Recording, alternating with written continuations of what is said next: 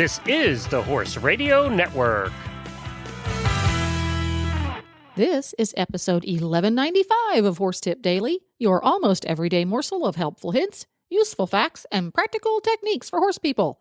Brought to you today by horselovers.com.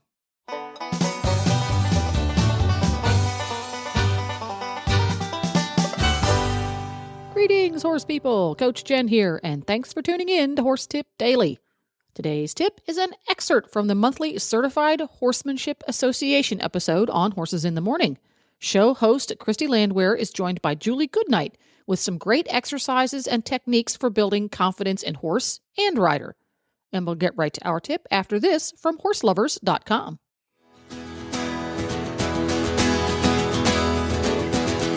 Horselovers.com is your one-spot stop on the web for your holiday and winter show season shopping needs. Feeling spontaneous? Check out Horselovers.com's flash sales for fantastic deals on popular items for horse, rider, or barn. In a quandary over what to get for your horse-loving friends? Horselovers.com has holiday shopping guides sure to inspire. Or do you just need to get away and recharge? Well, Horselovers.com has that covered too. Go to Horselovers.com/sweeps and enter to win an all-expense-paid vacation to Walt Disney World in Orlando, Florida, including a behind-the-scenes tour of Tri-Circle D Ranch, a Fort Wilderness trail ride, and so much more. Go to Horselovers.com/sweeps today. That's Horselovers, HORSELOVERZ.com/sweeps. So, speaking of that, obviously sometimes we have to build confidence, Julie, in our riders, and sometimes we have to build confidence in our horses.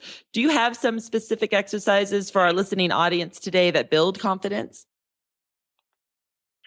Sure. Well, this kind of sounds extreme, but one of the first things I like to do to help establish confidence, or I shouldn't say one of the first things, but one of the most beneficial things is to get the rider to let go of the reins and learn that they can control the horse without constantly pulling on their mouth.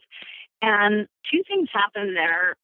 When you do get the person to at least relinquish some grip on the reins, or like a lot of times I'll have them just lay their hand. You can still hold on to the reins, but I want you to just lay your hands down on the neck so that your hands are not engaging the mouth. And when they see that the horse doesn't immediately break into bucking when you let go of the reins, and when they further come to understand that it is not your death grip on the reins that is making the horse respond. In fact, your death grip on the reins is making your horse agitated and argumentative. In most instances, when you get the rider to let go of the reins, let's say for a balance exercise where they're having to put their hands out to the side or something like that, in most cases, the horse actually relaxes and acts better because the rider's not constantly, micromanaging the mouth. And with that comes a great awareness to the rider that, oh my gosh, I can do this without a death grip on the reins. And oh my gosh, my horse is not going to turn into a wild bucking bronc just because I let go of the reins.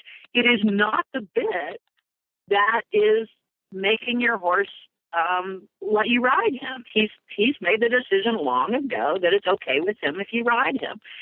So that's a really big thing for building confidence. But anything that gives a rider success will build their confidence. And so with each horse and with each rider, the instructor has to be able to break down to the very smallest component what in this moment right now is going to give this person and this horse success. And then you got to make a big deal of the success. And maybe this success was only getting the horse to walk past the gate without stopping. Well, that's a really big deal, and you need to treat it as such a big deal and say, okay, we got that down now. Let's move on to the next thing. Now you're going to trot past the gate without stopping. So I think that not only do we have exercises that can build confidence, but also, it's the job of the instructor to give the student and the horse success. And for each and every horse and each and every rider, success is going to be a different thing. And so if the instructor gets too stuck in, well, my lesson plan today was about cantering, but the rider's not ready for that, or the horse is not ready for that, the lesson can't be a failure because we did a canter. We just have to find success at something else. Okay, well, maybe we're going to work on a sitting trot today or whatever. So I think success comes not only in accomplishment of specific skills and accomplishment of specific exercises, but also in the acknowledgement of that success and the instructor making a big deal of it and you making a big deal of it to your horse. And horses respond just like students do. When you make a big deal of a student's success, they feel so good inside. All of us would. Any of us in that situation would feel good. And it's important for everyone to know the horse feels the same way. When he does something well and you make a big fuss about it, he feels just as good as you do when your trainer or your instructor noticed that you did something well. So that praise and acknowledgement is really important. And then we go and then we say, okay, and now let's move on to the next thing. Well, there you have it. For links to today's guests, experts, or topics, you can go to horsetipdaily.com. This podcast was made possible through the generous support of horselovers.com and listeners like you. If you want to become an auditor and help support Horse Radio Network programming, go to horsetipdaily.com and click on the Become an Auditor banner right there in the center of the page. This is Coach Jen, and I'll be back again soon with another tip. So until then, go ride your horse. The Horse Radio Network and the Horse Radio Network hosts are not responsible for statements of guests or their opinions. Use your own judgment when listening to the tips provided by the experts on Horse Tip Daily.